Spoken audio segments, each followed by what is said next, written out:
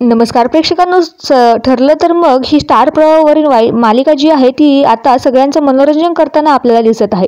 मालिकेतील सर्वच कलाकारांनी सर्वांचं लक्ष वेधून घेतले आहे आणि प्रसिद्ध झाले आहे सर्व घराघरामध्ये।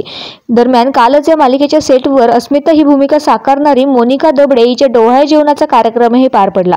मोनिका लवकरच आई होणार असून मार्च 2025 मध्ये ती तिच्या बाळाचे स्वागत करणार आहे। यावेळी मालिकेच्या सर्व कलाकारांनी मिळून मोनिकाचे डोहाळे जेवण जे आहे ते साजरे केले। ती भाऊक झालेली पाहायला मिळाली। मोनिका म्हणाली, आतापर्यंत हे माझ्या देखत इंडस्ट्रीमध्ये कधीच झालं नाही। मी कुठेही बघितलं नाही। आपली मालिका नंबर 1 आहे, त्याला हेच कारण आहे कारण आपण सगळे कायम एकमेकांसाठी आहोत।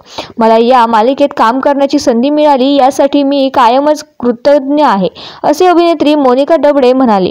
त्यामुळे आता मोनिका जी आहे ती ही या मालिकेतून एक्झिट घेणार असं लक्षात येत आहे, कारण अभिनेत्री गरोदर असल्याने ती 7व्या महिन्यापर्यंत या मालिकेमध्ये काम करत होती आणि आता तिला विश्रांती घ्यावी लागणार आहे। त्यामुळे आता ती मालिकेमध्ये दिसणार नाहीये।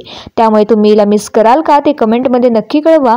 त्याचप्रमाणे स्टार प्रवाहावरील ठरलं तर मग ही मालिका तुम्ही पाहता का आणि तुम्हाला ही मालिका आवडते का ते कमेंटमध्ये